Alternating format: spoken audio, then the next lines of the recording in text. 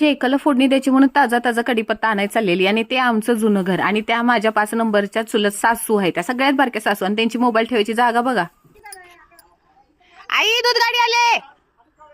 तोपर्यंत आली दूध गाडी. ही बघा ताजा ताजा कढीपत्ता. मला एकदा ना कढीपत्त्याची चटणी बनवून खायची आहे आणि ताजी ताजी फुलं पण तोडली देवपूजेसाठी. तिकडून आई म्हणाली जा तूच दूध घालून ये. झाला आई माले पोळ्या बनवते. बोलली ना आज माझ्या वाट्याला लुडूबुडू काम आलेलं, हे काम कर ते काम कर, बारीक सारीक काम आलेलं. लगेच दूध घालून आली आणि राहिलेलं दूध तापत ठेवलं. काय शाय आलेली सांगू तुम्हाला, एकदम मक्खन मलाई सारखी. आता तर मस्तपैकी काढाडून झाणाडून अशी शेकाला फोडणी दिली पाहिजे होती आणि असं ना बोलतात ना जाळ आणि धूरच एकत्र निघाला पाहिजे होता. काय वास येत होता कढीपत्त्याचा. एवढी येळवणी काढलेली बघा आईंनी आणि 1 नंबर अशी फोडणी बसली ना तडाडून. तेवढ्यात मालेनं बाहेर आवाज येईल, अगं निलम पळत पोळ्याला लागल्या त्या मुंग्या, उचल उचल उचल. यांच्या नानाची टांग तुम्हाला लाजबीज वाटते का नाही, आमच्या मेहनतीची पोळी खायला रुखडूच वडतो.